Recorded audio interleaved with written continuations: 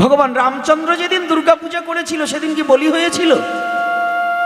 আচ্ছা, পাতালে ভদ্রাকালীর পূজা হয়েছিল, নরবলি হয়েছিল। তাহলে যদি বলির প্রথা থাকে তাহলে তার ওই ব্রাহ্মণের ছেলেকে এনে বলি দেন, নরবলি হবে, পাঠা বলি হবে কেন? আর মৎস্য দেওয়া হবে কেন? পাঠা তো আপনার সন্তান নয়। সনাতন ধর্মে তো একসময় নরবলি প্রথা ছিল। বলির প্রথা রাখতে হলে তাহলে আপনার সন্তানকেও বলি দিতে হবে। যদি ওই প্রথা না রাখেন, সন্তানকে যদি না দেওয়া যায়, আপনার সন্তানকে না দিতে পারলে আপনি পরের সন্তানকে বলি দেওয়া, এটা কোনো ধর্ম হতে পারে না, অধর্ম ছাড়া কিছু নয়। পরের সন্তানকে, ওই পাঠা তো একজনের সন্তান, একজনের সন্তান নয়।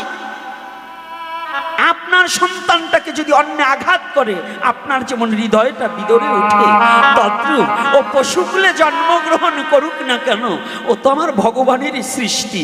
শ্রীমদ্ ভগবদ গীতা স্পষ্ট করেছে বর্ণনা, একটা কেশাগ্র 10,000 ভাগ করলে যত সূক্ষ্ম হয়, তত সূক্ষ্ম রূপে পরমাত্মা রূপে প্রতিটা জীবের মাঝে বিরাজি হিতায়। বলছে কিনা? সাধুরা যারা গীতা পাঠ করেন কি বলেছে কিনা বলুন তো? যদি এ কথা সত্য হয় তাহলে আপনি কালীদুয়ের যে পাঠা বলি দেওয়া, এটা ভণ্ডামি এবং অধর্ম ছাড়া কোনো ধর্ম নয়।